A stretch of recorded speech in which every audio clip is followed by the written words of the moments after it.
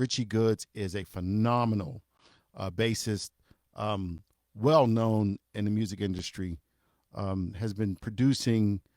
He's worked with so many different people. Oh, we got Richie Goods here. You here, Richie? um, we got Brian Edwards is in the house. What's going on? I'm here. Hey, Richie, thank you, man. Hey, listen. We got some people in the comments, so I'm going to play some of your music first, right? But before I play some of your music, Richie, why don't you tell the folks a little bit about yourself? Hey, Richie, how about you talk to us about who Dr. Harry Clark is for us? He was the principal of the Creative and Performing Arts High School. Why don't you tell us what he is and who he is to us? I mean, he wasn't just a regular principal. He went over and beyond, his duties to make sure that the school was a success and that the students had the best possible experience there. And he was really a representative for the students, like no other principal. So big, huge shout out to Dr. Clark. And he continues to support. Yes. Like when I come to play in Pittsburgh, he's there every time. So big shout out to Dr. Clark. And I don't want to, he's one of those guys, he's very humble and he doesn't like to make a big deal about things, right? He just doesn't like to do that. Right. But I gave him a little advice. I said, when I'm telling you I love you, just say thank you. Because that's the only thing we can do for him, really, man. He did so much for us that all we can do is just give him flowers while he's here. So it's a beautiful thing. Thank you for that, Richie. Go ahead, continue. Tell me a little bit about, I'd like to know a little bit, because we played together in Kappa, and one thing I can say about you, one thing about you, Richie, you were so humble, man. You never told me no. Whatever I needed you to play on, man, you were there. And I'd like you to know I got some of those recordings too. Oh, dude, I would love to hear that. Oh, man, I got some of that Kappa stuff. Love to hear. And I got that piece we did for Joe Negri up at Duquesne University where I had you, Dwayne. Oh, wow, yeah. Yeah. I got that too. So we'll talk about that. Tell me I want to hear that. we're going to check it out. But tell me a little bit about, what you did after Kappa. We all kind of went our own way. I want to know what you did right after high school. What happened? How'd you take your music career to the next level? Well, I went to Berklee College of Music, and I don't recommend this to people applying to colleges, but I applied to one college, and that was Berklee College of Music, and I was dead set on getting in, and I did, and that was an amazing experience. I played, I learned a lot of stuff there, met a lot of people, made tons of connections, and grew a lot at Berklee. And after Berklee, I stayed in Boston for 2 years because I was working a lot. And right after, I started touring with saxophonist Christopher Holliday and Anthony Wanzi. Ron Savage was on drums, Anthony Wanzi was on piano. And Anthony was being mentored at the time by Mulgrew Miller, who I met when I was touring with Christopher Holliday. And so after I toured with him for a year and with Christopher Holliday for a year, and then I left that band and started touring with Brian McKnight. Wait a minute. So for some of my folks out there, when you start saying names, right? These names you're talking about, all of them are important. But now you're saying like people that understand like R&B, pop. When you say Brian McKnight, that's something I'm sure that's ringing some bells out there. Go ahead, continue. Right. Well, I toured with Brian McKnight and Walter Beasley, and this was all still while I was in Boston. But when I met Mulgrew, he heard me play about a year before this. And he said I sounded really good, and he said, "Yeah, I like the way you play." He said, "Can I get your number? I'm going to call you for a gig." I was like, "Oh, okay, cool." But people talk, and yeah, I'm gonna call you. I'm like, he's not gonna call. Right. But I talked to Anthony Wanzi, and he said, "Mulgrew said he was gonna call you." I said, "Yeah." He said, "No, if Mulgrew said he can call you, he can call you." There you go. And it wasn't until a year later, but he called me. And so but I was in the middle of a tour with Brian McKnight and Walter Beasley. And so I kind of rolled the dice because I really wanted to play with Mulgrew. So I left kind of in the middle of the tour to play with Mulgrew. And Brian had 8 weeks of work, like an 8-week tour coming up, and Mulgrew just had 2 gigs. Wow. But in a club in New York. But he told me, you know, if these 2 nights go well, I may have something else for you.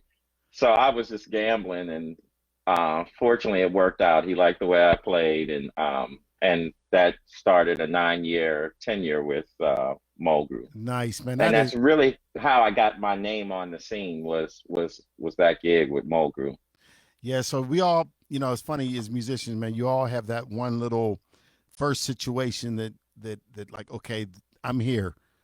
Okay, people know me a little bit now, you know.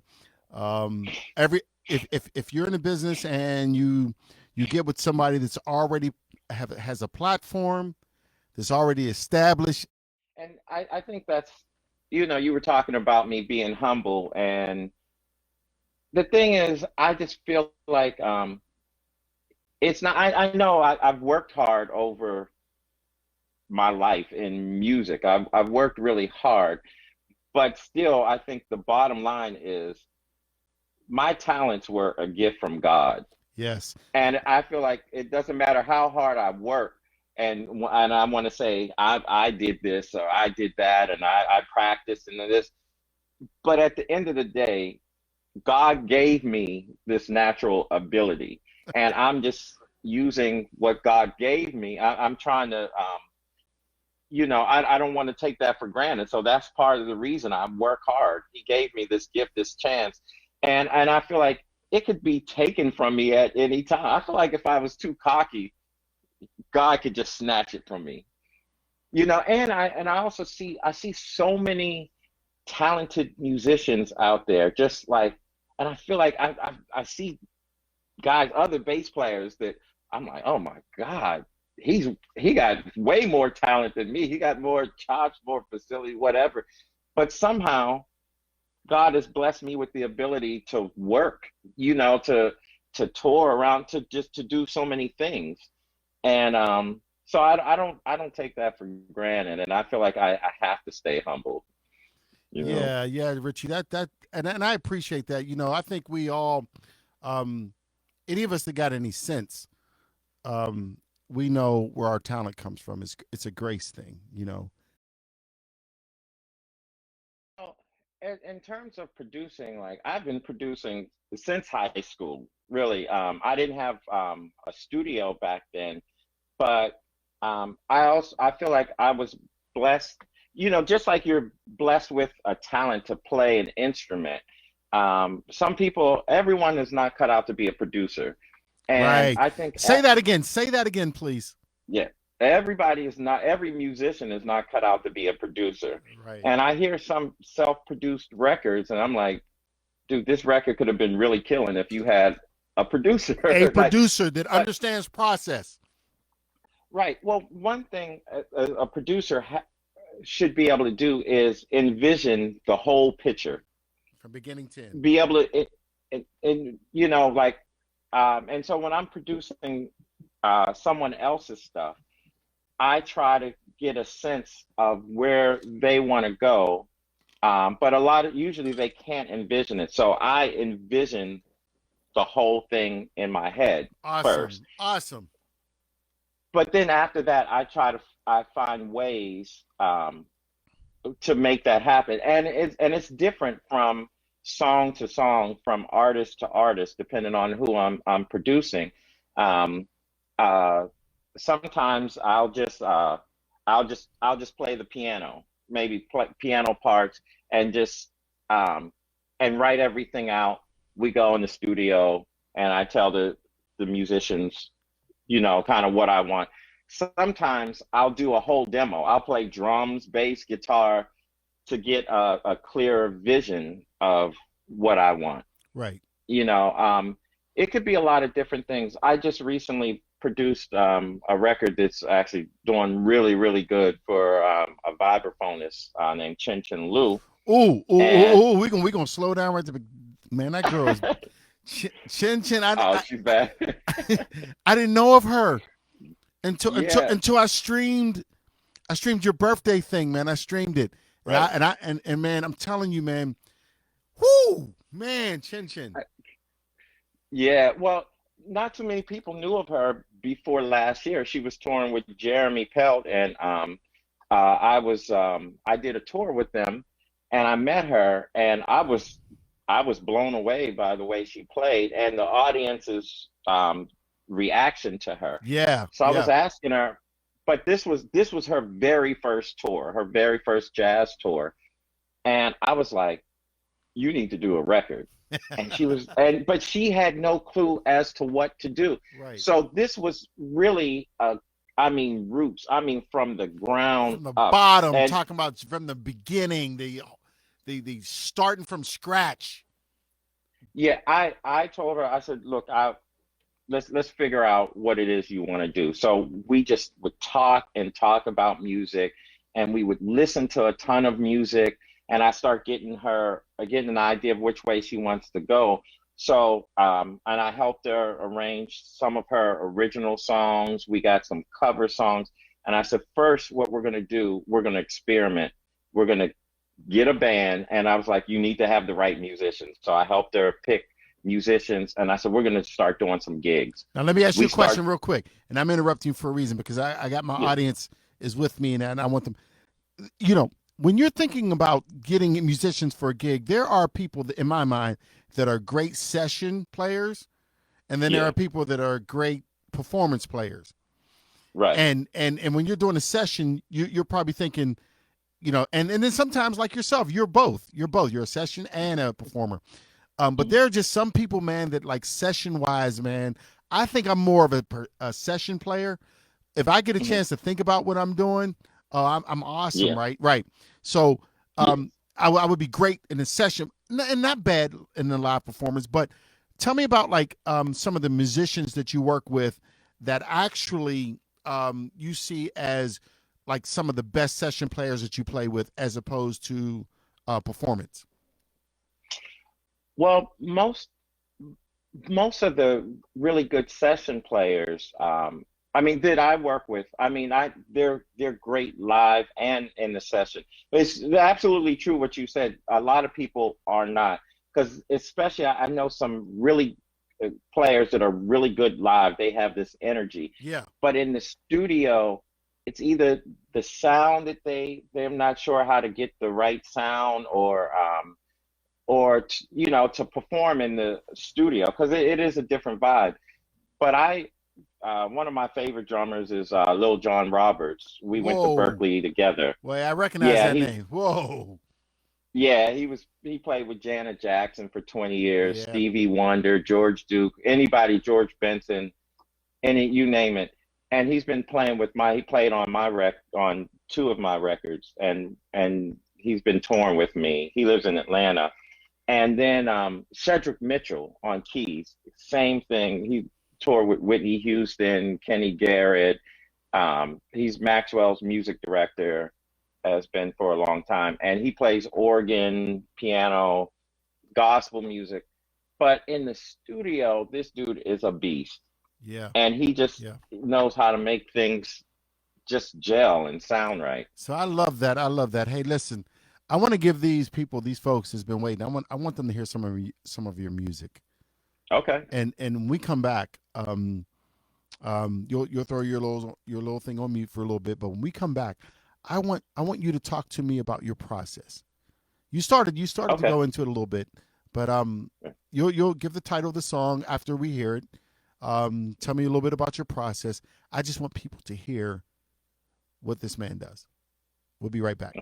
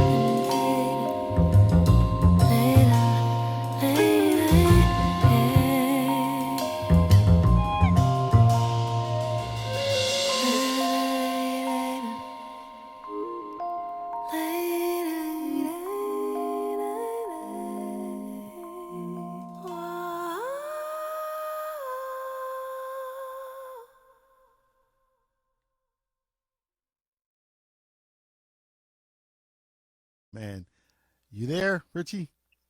Yes, yes. Good God, man. I mean, Oh, you know who that is singing on there. The funny thing about the person singing is we hooked up this great drummer Marcus Baylor, who was playing with the Yellow Jackets for years, and Kenny Garrett is a good friend of mine from when I first got to New York. And um, when I was touring with Chris Botti, Cy Smith was a singer. Lisa Fisher was a singer for a wait, while, and Cy Smith. I got to correct myself because I could call him Body and it's Bodie. Oh yeah, Bodie, I'm so Bodie, yeah. ignorant, man. Sometimes, man. Thank you. No, so many people call him Body though,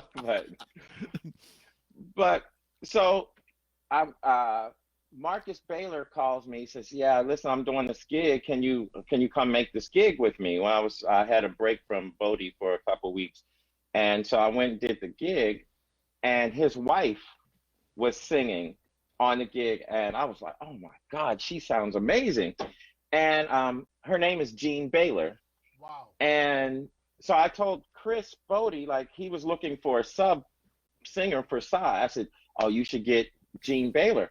He said, "Well, who is she? What has she done?" I said, "I don't know. I just did a gig with her. She lives in the New York area. Let me look her up and see what she's done." I looked her up. That's Johnny, Jean and Renee, and this was Jean Baylor, and I had no idea that was Jean Baylor from. I don't know what her original last name was, but Jean, and You talking about from the so group? that's From the that's group, who's on Shawnee? that track.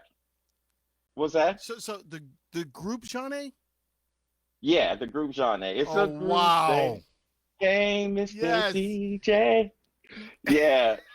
So that's one half of Johnny on that track All is right, great. Gene Baylor. Thank you for that. Hey, Yeah. let me ask you a question.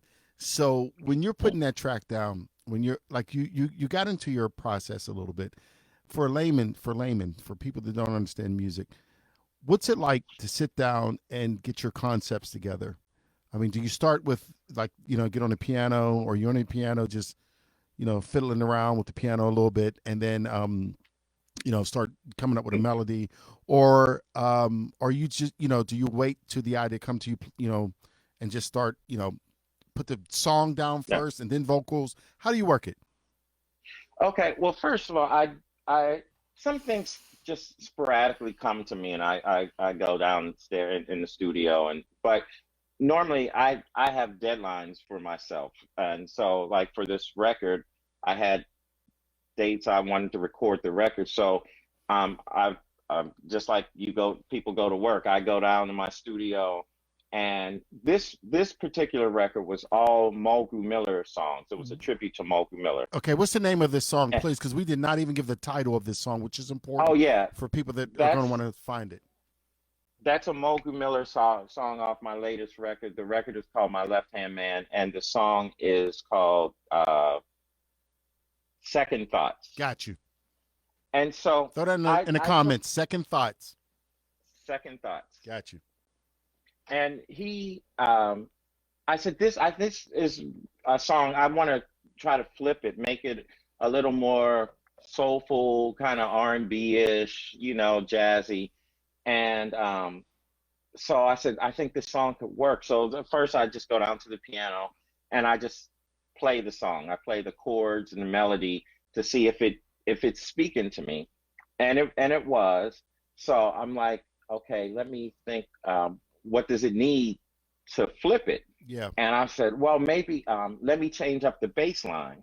So I came up with a bass line, and then I was at a rehearsal on one of my tours, and I had Lil Jon there and this awesome piano player Terry Brewer, and I said, yo, can we just play through this real quick? And what kind of groove are you feeling, John, on this? I'm thinking, and I gave him an idea, and he played this groove. I'm like, yes, and I recorded it in my phone. That's it. Nice. And so that's basically how it came. But then we recorded the whole song, and I was like, it was dope, but I was like, oh man, vocals on this would be awesome. And so I sent it to Gene Baylor, and I was like, I don't want lyrics. I just want vocals on it, singing the melody. Man, that And that's all I yes, needed. That was, and it's funny, man, because when I did the promo, I did the pictures change as she hits different notes. oh yeah, Yeah. So I was like, that's how effective that was. right. Yeah, that's how But, effective but, that but was.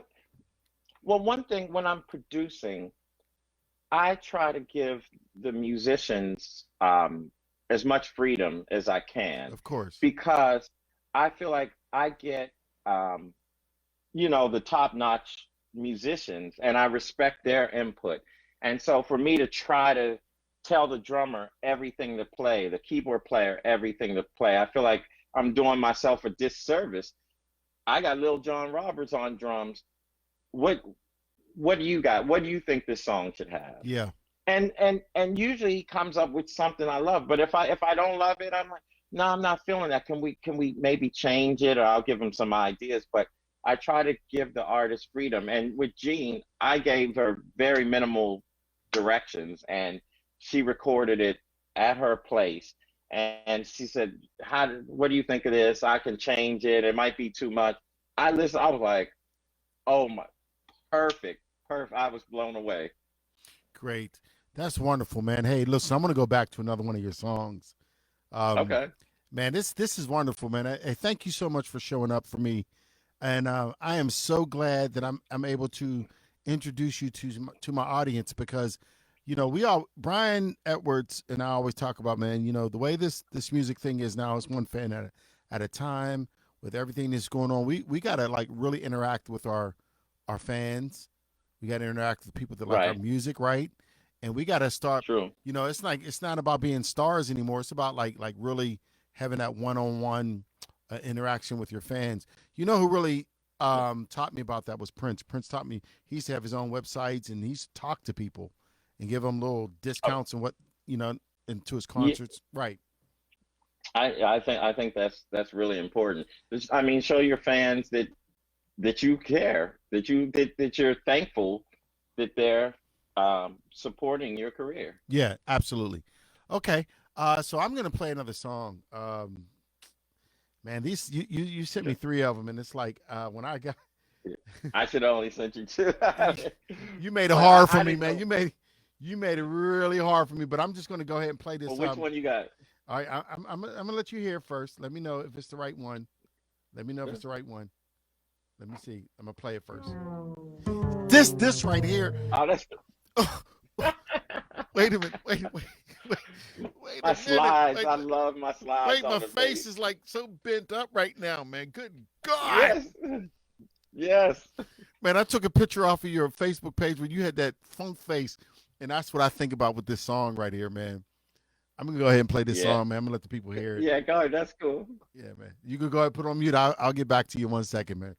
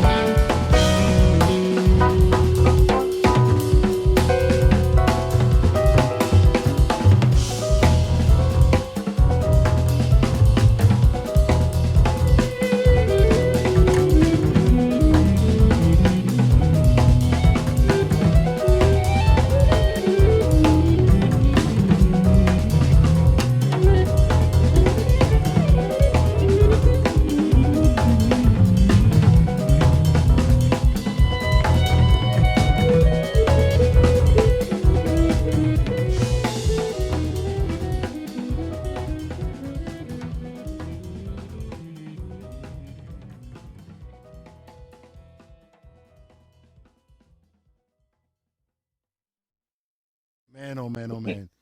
My goodness. You talk about you talk about and listen, and I use the words urban. I hope you don't mind that, but urban excellence. Urban excellence, man. And you know, one of the purposes for me doing this podcast is to introduce people to what I consider urban excellence. And it's not a race thing. It's more about just controlling the narrative and letting people know that the process is still the process. Man, when I hear music like that, done like that, it gives me hope and you know that all is not lost. And I'm very thankful to you as a producer and as an artist, that you are still out here taking a process and making sure that everything sounds the way it's supposed to sound. And when I say that, I'm talking about to my ear. When I hear this song, I look for a window to dive out of. Thank you, brother. Thank you. I mean, literally. Tell me a little bit about the song and talk a little bit about your process with it, please. Well, with this song, I recorded this originally on Mulgrew's record, the original recording I played bass on, and I always loved it. Mulgrew didn't play it live that often after we recorded it. And so I was just going through his stuff. I listened to this. I was like, oh my God, this is awesome. I mean, it was awesome just the way he did it. But I was like, man, if I just tweak the drums a little bit, like almost like a funky drummer, like James, James Brown vibe. Man, somebody said something in the comments about them drums, man.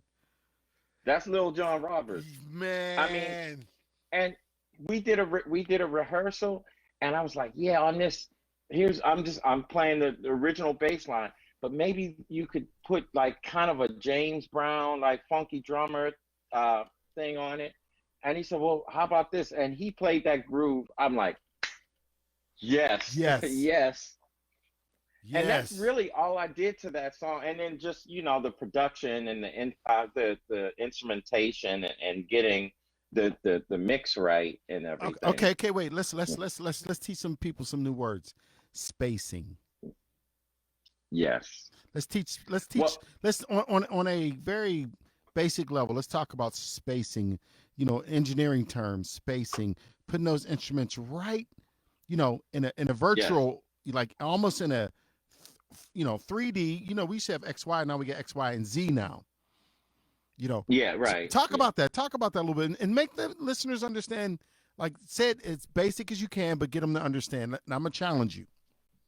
Well, okay. Well, basically, when I see a mix, you know, we record everything. First of all, when I record it in the studio, I want it to sound almost like it's finished when we're recording, because I don't believe in we'll fix it in the mix. I want it to sound good when it's recorded. So I love that. I love that. You sound like again, I ain't gonna keep talking about Prince, but that's how Prince did. He rehearsed his band almost like, I hate to say it, I don't want to say it like well, I'm not gonna say it. He just rehearsed them to the point they hurt. And they played it so well so many times that it was so natural that when they recorded, they didn't even realize they were recording. Is that what you're talking about? Yeah, well, there's that's the performance side, but also getting all the sounds right when you record them. Okay, so you're talking about like the guitar. I'm not fixing. Okay, so you're talking about like the guitar player getting his sound, like his pedals, right, the effects, whatever they're going to use. You getting your tone right, the drummer hitting. Right. Okay. So I'm just getting my listeners can understand. Okay, go ahead. Yeah. So when I'm mixing, I don't need to fix things. I just need to kind of what it's called, mix it. And when I see mixing, it's like a painting. It's like a picture. You know, say you have the ocean is the base. The ocean is at the bottom. So I'm going to put the bass. I'm going to focus on these frequencies down here. And but I might just need a splash of the high end of the bass here just for clarity. But the bass is living down here. I might want the drums, and sometimes I want the drums to sit right above the bass, or sometimes I'll have the bass drum below the bass, and This I'll is dope. EQ the frequencies so that they fit. And I got to have something in the middle. Okay, the piano's sitting in the middle. I might want to cut some of the low end out of the piano so Man, it's so not interfering this is what with I'm the talking. bass. Yes, so I didn't mean to interrupt you, but this is what I'm talking about process. See, when you use pre-made loops, you can't do any of that. You know, we want to separate everything, right? We Right, as an right, engineer, as a sound engineer, when we're doing a recording, want to separate so we can have control over it. What you're talking about is process, and the process that right. you're talking about, man, as a producer, man, is so spot on. But then you have what we call ear candy. You have little things that just maybe not as important to the song, but just the sound, just to make your ear, Jump you to it, know, run just to some, it. yeah, some, it's like some things coming out the left, some things, a couple little things jumping out the Yes, right, yes. and everything. And you only do it Some once. ambient, And you only do it one time. yeah, yeah, maybe just Just something one or just two times. to fluff it up, you know. Yes, That's yes. not the meat. You know, we got the meat is the bottom, the mids and the highs, but then you have all this candy out there just splashing, you know. Let me ask you something. So, What's your pan game like? I always like to ask, producers that. What's your pan game like? Like panning. oh, Yeah, yeah. What's your well, I where do you me put your pers bass? Where do you put your bass first of all? Since you are primarily a bass player, where do you put your bass at?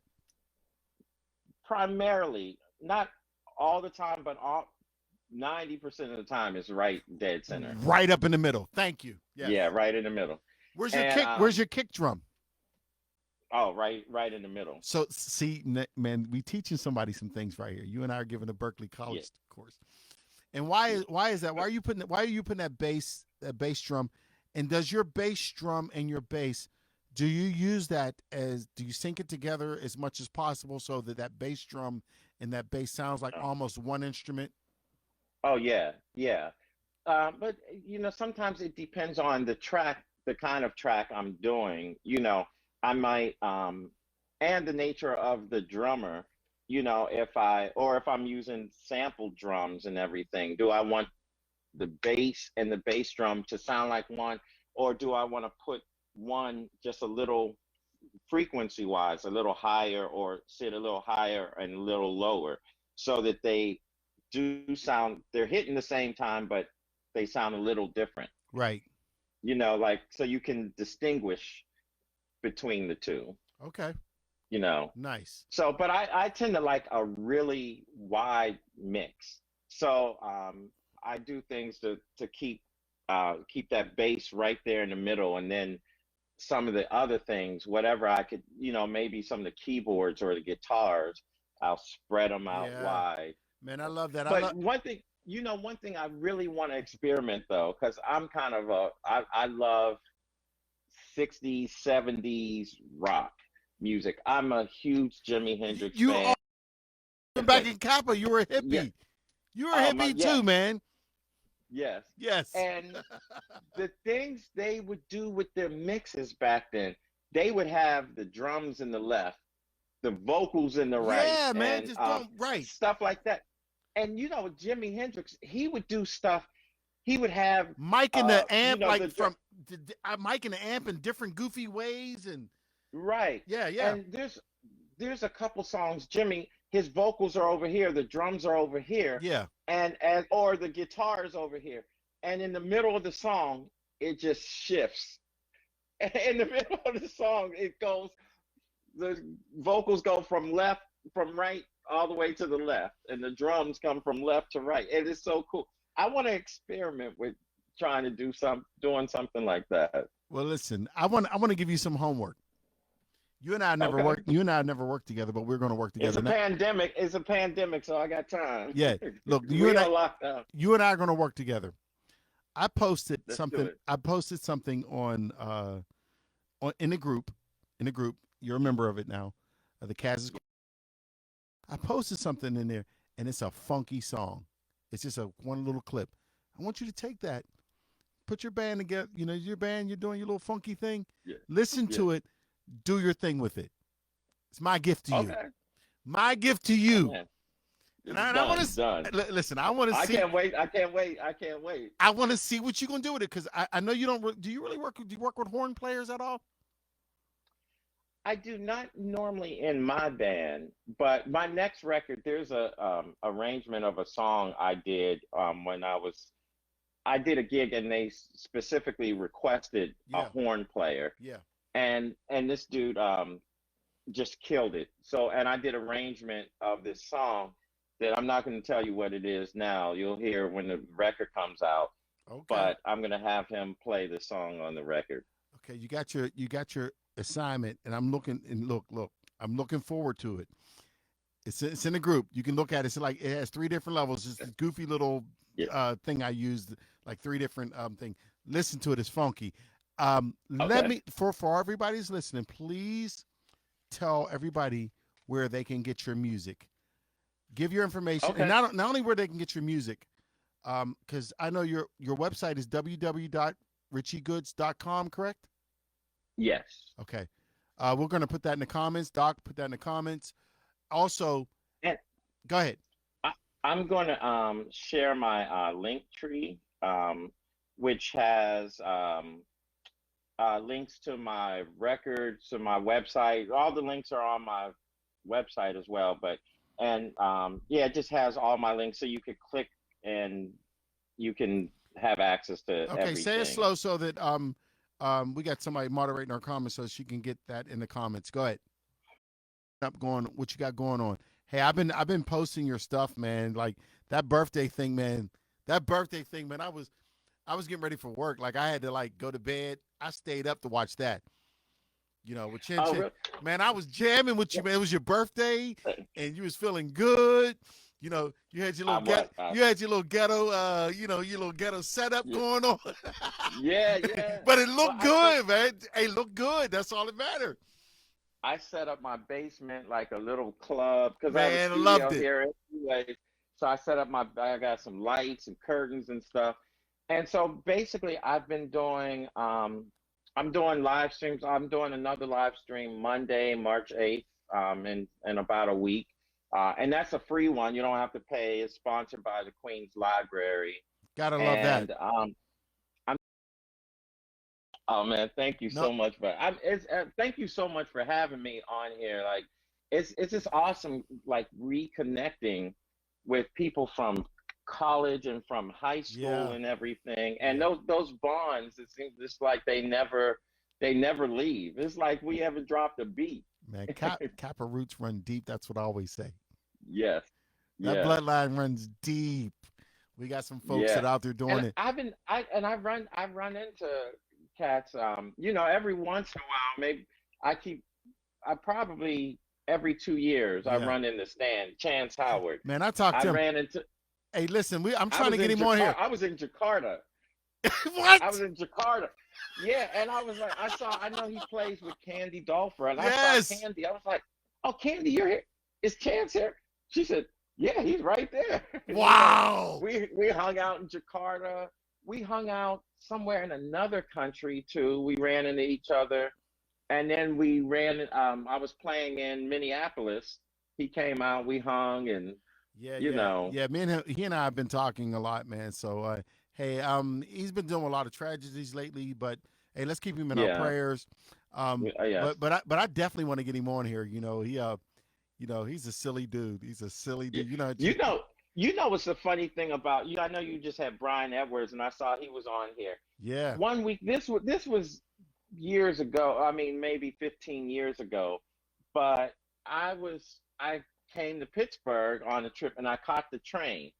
And who did I run into in the train station? Brian Edwards. And that weekend, then randomly, Chance Howard, he called me. I was, Chance, what's going on? So we talked for a little bit and everything. And then I went to church with my family. Guess who was playing piano? Dwayne Fulton. You know that. Well, and I was like, the whole Quay band, I ran into them that weekend. It was the craziest thing. and Andy Pearl. I mean, and Curtis Brown. We still Yeah, tight, and man. Randy Roberts. Yes. Randy Roberts is still around, man. So, Yes. hey, I'm so glad and so thankful that you came on, man. I love what you're doing. I love what you represent, Thank you man. so much. Your character comes through in your music, just so you know that. Thank you. That's Thank you. important. That's all I could ask for. Man, that is I just want important you to think say. most of me. That's important to say that your character comes through in your music. So thank you so much. Hey, listen, Godspeed, all the blessings. I gave your homework assignment. I'm gonna wait to see what you do with it. All right, All I'm right, on it. I'm all right, on it. my man. Hey, thank you very much. Love you, man. You take care of yourself, and Love you too, brother. I'll be in touch, man. Ladies and gentlemen, that was wow. I don't know if you recognize what just happened here. I don't know if you recognize it a couple weeks ago when we had Brian Edwards here. I don't know if you recognize it when we had Danielle Vassar here. There are people that still believe in process, right? There's still people that believe in process. And there's still people that believe in making great music. And one of the things that I believe is that we have to stop, right? We have to stop this narrative that only computers can make music and only computers can make good music. And we got to stop this narrative, this negative narrative that I feel that's going on in the industry.